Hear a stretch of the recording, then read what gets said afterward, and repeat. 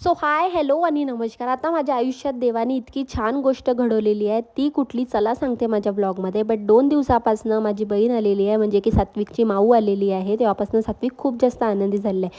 तिने त्याला ब्लिंकिटवरून कसं ऑर्डर करायचं ते शिकवलं आणि घरपोच ब्लिंकिटचं ऑर्डर आल्यानंतर सात्विक अशा प्रकारे काहीतरी हॅप्पी होतो. आता देवाने कुठली छान गोष्ट घडवली माझ्या लाईफमध्ये ते सांगते. एक छोटी बहीण प्रत्येकाला द्यावी देवानी, ती पण माझ्या बहिणीसारखी, कारण ती इतकी छान आहे ना. प्रत्येक सुखादुखात ती माझ्या खूप जास्त सपोर्ट करते आणि ती खरंच छोटी असली ना, पण माझ्यापेक्षा खूप जास्त अंडरस्टँडिंग आहे. तिला घरातली सर्व कामे करायला आवडते, म्हणून प्रत्येक वेळी ती आल्यानंतर ना मला घर पूर्णपणे आवरून देते. माझ्यासोबत माझ्या पोराची पण खूप जास्त मजा चालू आहे, कारण त्याची प्रत्येक हट्ट ती पूर्ण करते, म्हणून त्याला माऊ खूप जास्त आवडते. संध्याकाळी आम्हाला बांगड्या घ्यायला जायचं होतं, कारण माझ्या आईला अशा प्रकारे खणाच्या बांगड्या घ्यायला आवडते आणि तिच्यासाठीच आम्ही स्पेशली बांगड्या घ्यायला आलेलो होतो इतक्या पावसामध्ये. आता घरी आल्यानंतर आम्हाला लगेच मोनूताईच्या घरी जायचं होतं, कारण तिने 2-3 दिवसापासून माझ्या बहिणीला आणि माझ्या आईला घरी बोलवलेलं होतं.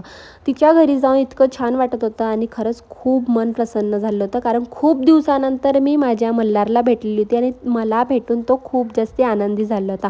मस्त चहा वगैरे पिला आणि तिच्या घरचं देवघर ना खरंच खूप छान आहे. घरी येताना बघतो तर काय, तिच्या घरी शेतातून आणलेले आंबे अशा प्रकारे नैसर्गिक पद्धतीने पिकवलेले होते.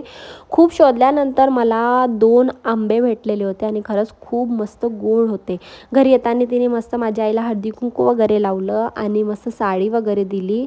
आता घरी येऊन बघतो तर काय, सिलेंडर गेलेलं होतं, म्हणून लवकर मी इलेक्ट्रिक गॅसवर दूध गरम केलं. माझ्यासाठी अशा प्रकारे दूध आणि केळ मस्त मिक्स करून केळवण बनवलं. असा होता दिवस. भेटूया आपण उद्याच्या व्लॉगमध्ये. Bye, thank you.